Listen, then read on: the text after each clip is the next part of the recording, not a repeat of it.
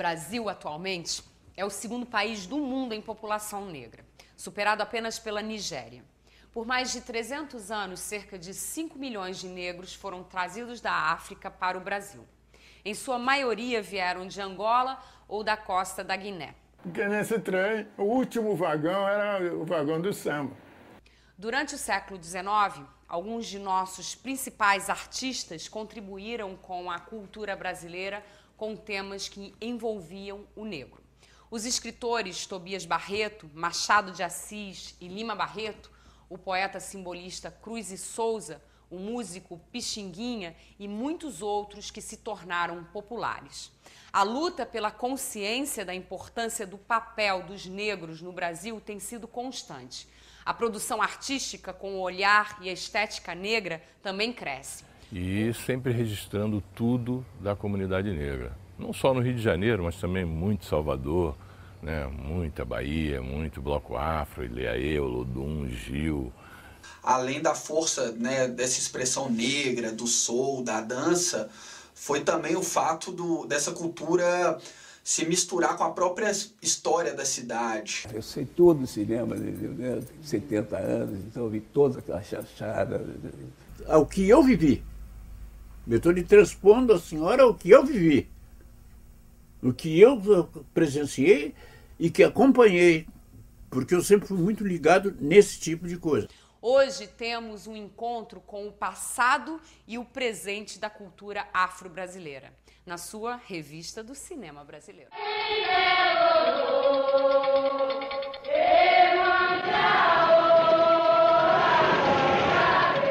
Ícone da cultura negra, Mestre Borel era o mais antigo alabê do Rio Grande do Sul.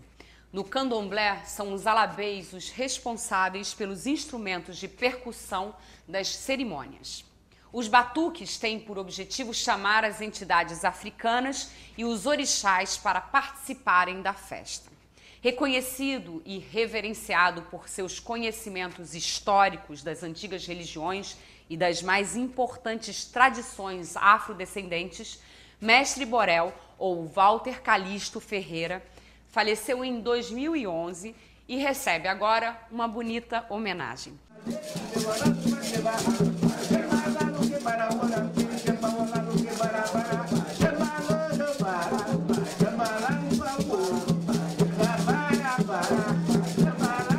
O Mestre Borel é super conhecido em Porto Alegre, né? Ele é uma figura assim que para o povo, né, que chama de matriz africana, ele é um ancestral. Era o único que sabia falar Iorubá, né, na cidade, um dos únicos, que é uma língua que ele aprendeu com a avó.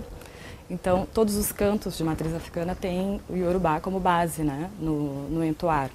E ele, como alabê, que é o tamboreiro, né, que chama esses orixás, ele era muito conhecido porque sabia entoar esses cantos muito bem. Acho que a vida inteira dele foi vivida para tentar deixar aqui um pouco desse ensinamento que ele recebeu com os ancestrais que foram os formadores dele na religião. Então a religião era um fundamento muito importante.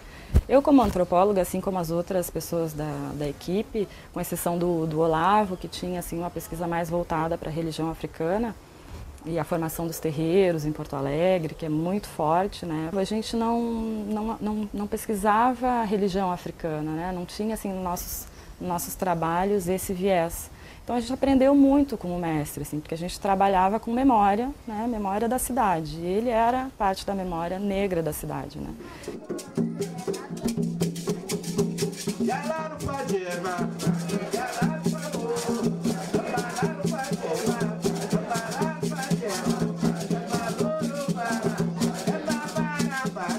Eu, particularmente, acho que tem uma relação direta e importante, assim, fundamental, que é a questão do cinema trazer a oralidade e o gesto, né? A figura desse narrador, né? No caso, o Borel, o narrador nato, assim, não são todas as pessoas que têm, né, essa volúpia, assim, esse desenvolvimento na câmera como ele tem, né?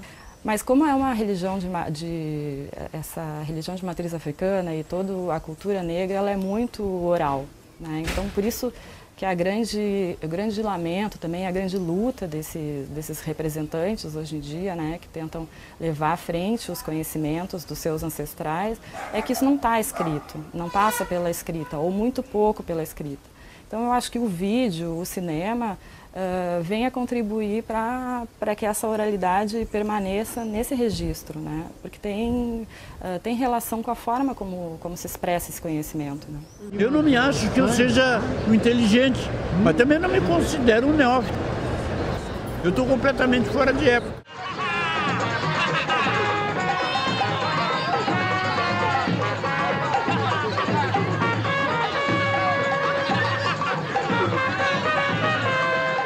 Zósimo Bulbul é um dos maiores expoentes da cinematografia afro-brasileira dos anos 60 e 70. Sempre preferiu valorizar o negro na sociedade e, assim, rejeitou o estereótipo do marginal ou do escravo preguiçoso. Como diretor e roteirista, realizou filmes com foco na consciência da cultura negra no Brasil. Seu longa Abolição é um retrato que marcou o centenário da abolição da escravatura no Brasil, descrevendo várias situações enfrentadas pelos afrodescendentes brasileiros. Hoje, no estúdio, vamos conhecer um pouco mais da obra e dos pensamentos de Zósimo Bulbul. Zósimo, é uma honra ter você aqui no estúdio. A gente quer ouvir você. Eu vou abrir falando do Centro Afro Carioca de Cinema, que fica na Lapa. Queria que você falasse pra gente sobre o centro e como ele se movimenta, como ele se articula, quais são as comunicações, como é esse intercâmbio que acontece ali dentro, enfim. Ih, olha, tem tanta coisa. Não é? Eu abri com a pergunta-chave, porque aí a gente já desliza. Olha, quer dizer, o Centro Carioca de Cinema é um espaço que eu abri, hoje tem 5 anos, foi em 2007 mais ou menos. Era um sonho e que de repente se tornou realidade. Eu adoro, eu amo o cinema desde garotinho, aquele cinéfilo de garoto. Descarado. Descarado, é. Eu sei todo o cinema, eu tenho 70 anos, então eu vi toda aquela chachada brasileira, o cinema americano, Fred Astaire, não sei o quê, todas aquelas coisas, os cowboys todos. E um dia eu disse, sabe que eu botei uma sala de cinema? Eu, garoto, eu cismei a ter uma sala de cinema. E hoje eu tenho uma sala de cinema. Para passar os meus filmes, que eu também sou diretor, e dos meus amigos, porque tem um problema, né, como é que é? Ou você faz um cinemão, né, que cai nas grandes salas, ou então fica na periferia, né, fica na chamada alternativa. Mas que você tem o direito da pesquisa, né? Exatamente. E que você tem a liberdade de dizer o que você quiser, né? E essa sala que eu abri, tem 40 lugares e tal, é minha. Eu bato no peito. Garoto, claro. Desde pequenininho que eu penso nisso. Em vez de ter uma tela de televisão na minha casa, eu tenho uma sala assim, 40 lugares. E eu convido meus amigos, sabe, todos que vão fazer o cinema e tal. Eu convido para projetar o filme lá, já que tem uma dificuldade, né, nos outros cinemas. Quem sustenta esse lugar? Olha, por que parece, né, a gente falei, 5 anos, né, que essa sala está existindo. Esse ano, 2011, eu consegui uma coisa chamada Ponto de Cultura, né, que é um negócio do município, tal, você quer reconhecimento. Não é uma ONG, é um ponto de cultura agora. Né? E eu tenho uma verba agora. Que te dá um pouco de sustentação. Esse ano. Esse ano? Esse ano. Guerreiro. Então, sabe, a luz, o aluguel, o papel higiênico. Papel higiênico, o que for. Agora, esse ponto de cultura está ajudando. Está ajudando. Que bom. E, na verdade, quer dizer, eu tenho que fazer, e eu faço sempre, 2 meses, 3 meses, um encontro de pessoas interessadas em cinema. Eu faço projeções de filmes africanos e de afro-brasileiros nessa sala para abrir uma discussão. E o ponto de cultura é para isso mesmo. É para esse intercâmbio. Esse intercâmbio. E também você manda seus filmes para lá. Também está indo. Tem uma mostra, tem algum outro centro lá que você se comunica? Olha, parece, quer dizer, ainda não tem um centro, mas eu tenho ido a festivais internacionais, entendeu?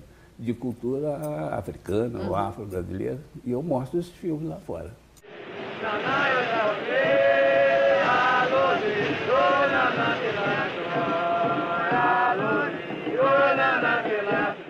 Passos, ginga, estilo, elementos básicos da cultura urbana do soul.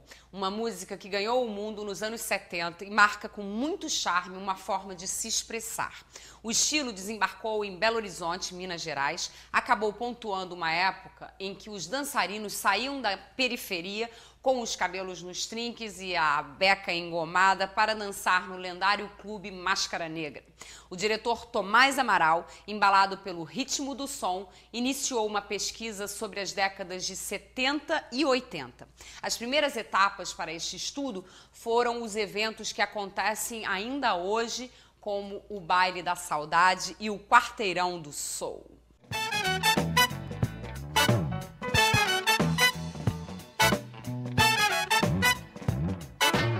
Esse documentário, BH Soul, que eu dirigi, é sobre uma cultura negra característica de Belo Horizonte, que é a Soul Music.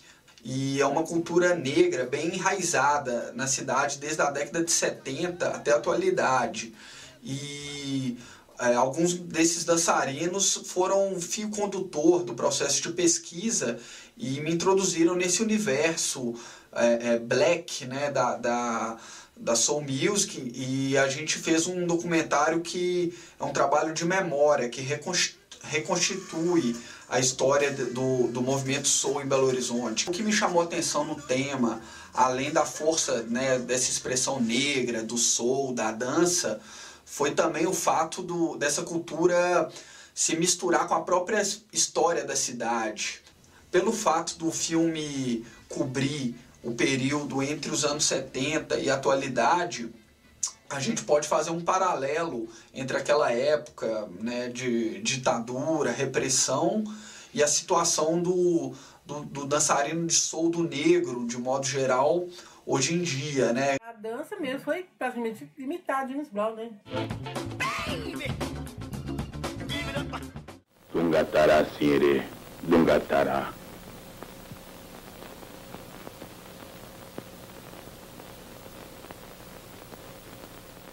Solano Trindade nasceu em Recife em 1908, apenas 20 anos depois do fim da escravidão no Brasil. Mas foi quando se mudou para Duque de Caxias, no Rio de Janeiro, na década de 40, que sua voz ganhou força e ele ficou conhecido como um legítimo poeta da resistência negra. Com uma trajetória marcada por altos e baixos, rupturas e contradições, Solano foi um ardente participante do movimento modernista ao lado de Oswald de Andrade, Lima Barreto e Grande Otelo. Além de folclorista, pintor e teatrólogo, seus versos exaltam a importância dos afrodescendentes na história do nosso país. Não era uma paraibana braba, né? Brigando com os policiais e papai muito calmo. Não queriam deixar ele por rua, porque ele estava de cueca, samba, canção. Né? Tudo começa com o Cineclube Matiquangu. Né? O Cineclube Matiquangu tem 10 anos, fez 10 anos em Caxias, inclusive a festa de comemoração dos 10 anos foi o lançamento do filme do Solano, então casou uma coisa com a outra. E aí o Antônio, que depois fez a produção do filme, que estudou comigo também, ele me chamou para fazer um filme sobre Solano Trindade, que era uma grande personalidade de Caxias. E eu, morador de Caxias, né, historiador, não conhecia o Solano Trindade. E o Antônio já estava montando uma biblioteca, chamada Biblioteca Comunitária Solano Trindade, em Caxias, num bairro muito pobre, chamado Canguru. E, a partir daí, eu, na faculdade de História, fui discutindo a relação cinema-história, né, com o filme. Então, tudo começou aí, com um convite do Antônio para o desconhecido Solano. Eu não conhecia só Solano, e a sociedade duque caxiense, acredito carioca, a maioria das pessoas não conhecem ainda o Solano.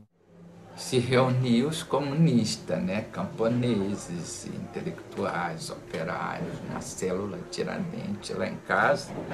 E minha mãe era presbiteriana e papai comunista, então ficava a Bíblia e o Capital de Carlos Marx junto. Né? grande polêmica que o filme retrata, mas não é o foco do filme, o foco mesmo é a trajetória, né, essa trajetória, digamos, anti-heróica do Solano Trindade. O filme debate as prisões políticas que o Solano sofreu. Isso tem tudo a ver com as polêmicas do movimento negro na década de 40 e 50. Na verdade, o Solano ele vai ser perseguido pelas suas ideias, pela sua postura. Por quê? A principal diferença entre Solano e Abdias Nascimento, a questão de classe. Solano ele tinha o direito de verberar, de fazer o seu poema contra a exploração do homem. Você já viu esse filme? Unidos da Laguna!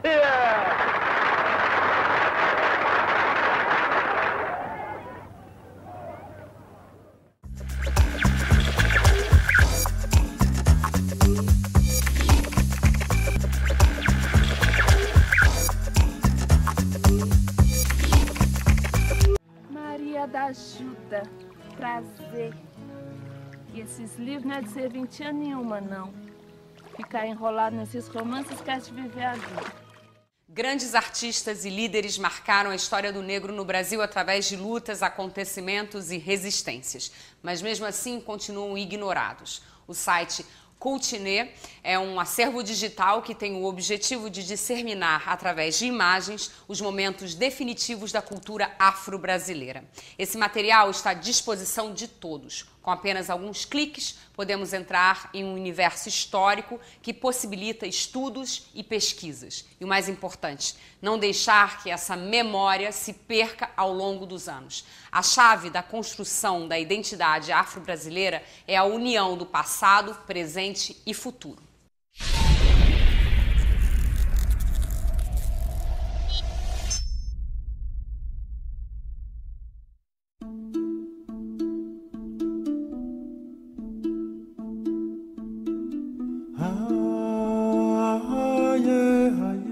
Cultinê é um acervo, né, digital em que se utiliza a plataforma web, né, para disponibilizar esses vídeos.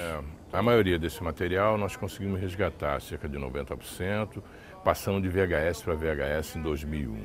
Né?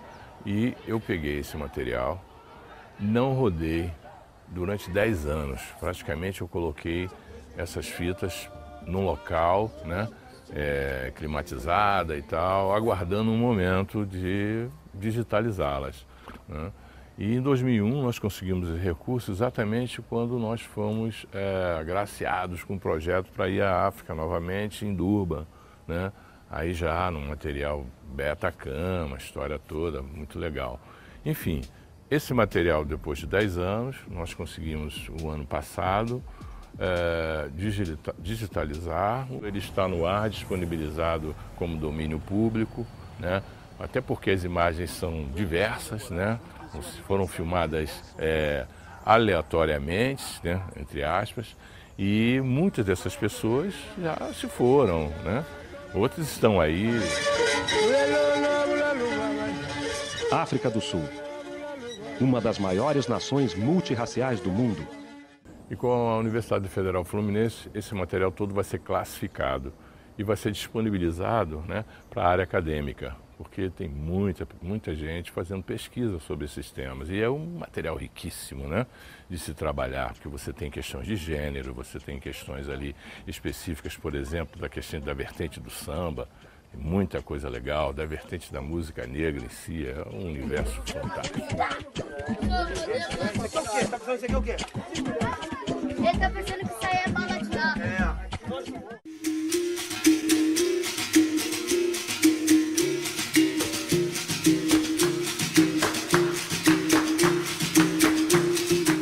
O Museu da República, no Rio de Janeiro, é palco do Festival Etnográfico.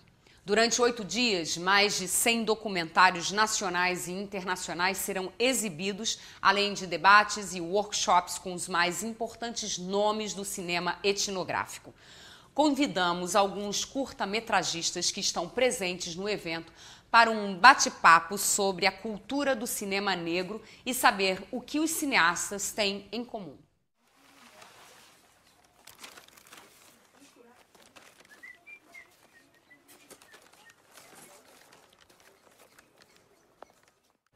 eu senti que nós fomos atrás um pouco da história do Brasil, assim, essa história meio marginal, meio esquecida, que são essas pessoas que são descendentes de uma escravidão, de uma história de resistência e a história de fuga também para os quilombos. E foi muito impressionante também como esse filme foi recebido nos festivais. Assim, a gente lançou esse filme em 2009 e ele rodou o mundo inteiro, assim, e muito o Brasil também. E a abertura com que as pessoas tinham para receber esse filme, a curiosidade que as pessoas tinham e muitas perguntas. E ninguém nem imaginava assim, que essas mulheres ficavam sozinhas, porque é sempre contada essa história do corte de cana de São Paulo, da visão dos homens. Esses homens que vão para lá, que ficam 10 meses para depois voltarem para suas casas. Mas ninguém ainda tinha abordado o outro lado, né?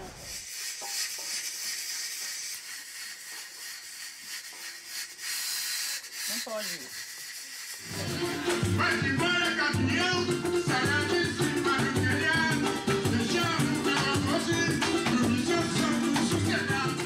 É um filme que preserva a memória dessa pessoa, desse personagem importante que foi Xangô da Mangueira, que é importante para a cultura negra, para a cultura brasileira, para a cultura mundial, para a história de samba. Então é um filme que eu fiz questão de fazer, porque o Xangô mesmo era muito preocupado com a própria memória. A gente deu a palavra que acabaria o filme para ele. Infelizmente ele faleceu há 2 anos. Não vai poder ver o filme, mas eu tenho certeza que ele está muito contente. Desculpa o termo que eu vou usar, passinho foda.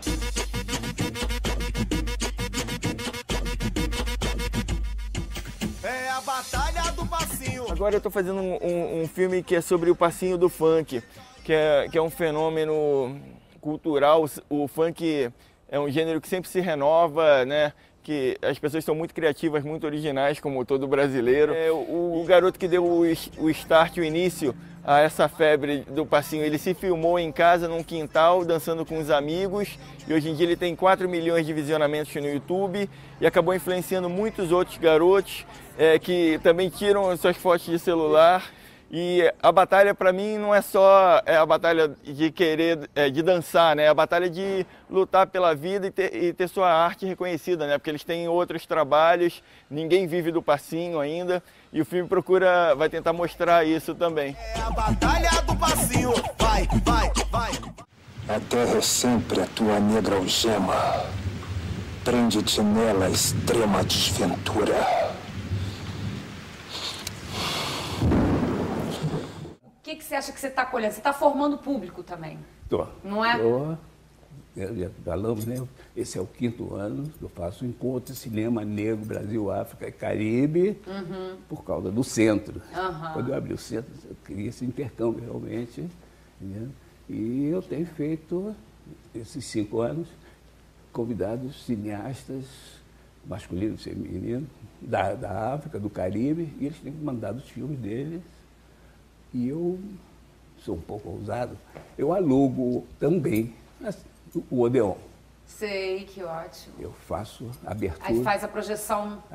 Faço abertura no Odeon. No Odeon. E depois... 600 lugares. Que 600 ótimo. lugares. Que maravilha. A Justiça Federal, que é logo ali do lado. Tem as discussões, os debates. Sabe? Porque o Odeon é aquela sessão contínua, né? Então, e a Justiça Federal ali do lado. Eu passo os filmes e depois tem debate, tem oficinas. Que ótimo. Né? E as oficinas são em cima do que você enfoca? Sempre os filmes que eu convido para o festival, né? Por enquanto, desculpe. Por enquanto. Não deixa de ser, é um festival, né? Não, detesto a palavra festival. Não gosta de festival? Porque festival começa a competição.